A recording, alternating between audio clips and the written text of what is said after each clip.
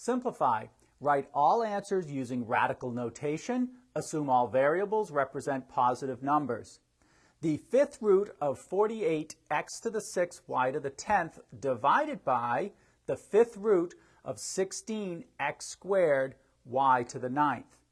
Well, first, let's rewrite this quotient of two radicals as the radical of a quotient.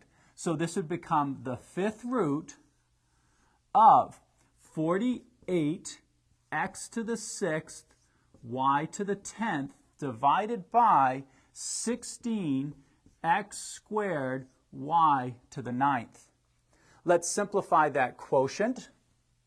This is going to be equal to the fifth root of 48 divided by 16 is 3. X to the 6th divided by x squared. We subtract the exponents. 6 minus 2 is 4. So it's x to the 4. And then we again subtract the exponents. Y to the 10th divided by y to the 9th. 10 minus 9 is 1. So it's y. And if we could, we would look for perfect roots for the fifth root, but there are none. So therefore, our answer is the fifth root of 3x to the 4th y.